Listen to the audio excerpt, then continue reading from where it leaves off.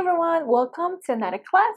Today we are going to paint this forest. You start with that background that's more pale, so you use very diluted paint and small amounts to paint trees in the back.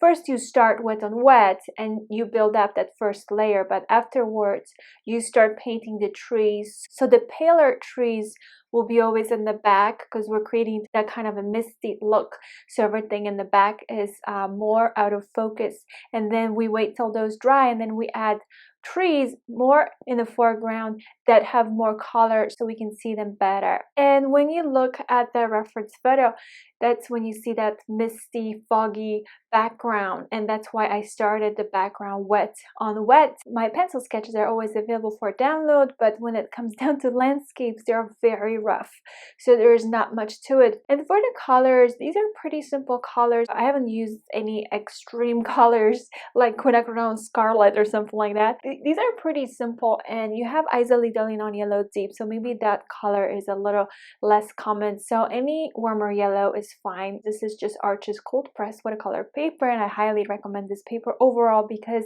it is the most common, it's the easiest to work with. And for the brushes, my first brush was the flat brush, which is called Stroke. It's a Heritage series brush.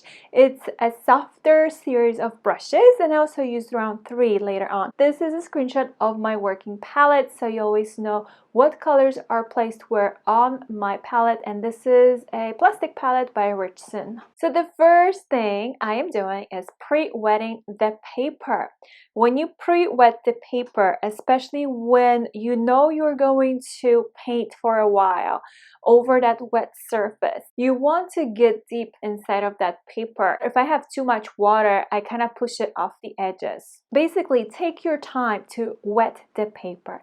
And then round 10, Snap Series brush. So it's a softer brush and it's a larger brush. I needed a larger brush because I am painting the background, and I want to have a nice light background. So I switched to the stroke brush, which is the 3/4 series, and I want to have like a larger brush so I can distribute that paint faster while my paper is drying. So this is kind of like my initial layer, and it's kind of like mapping almost the area.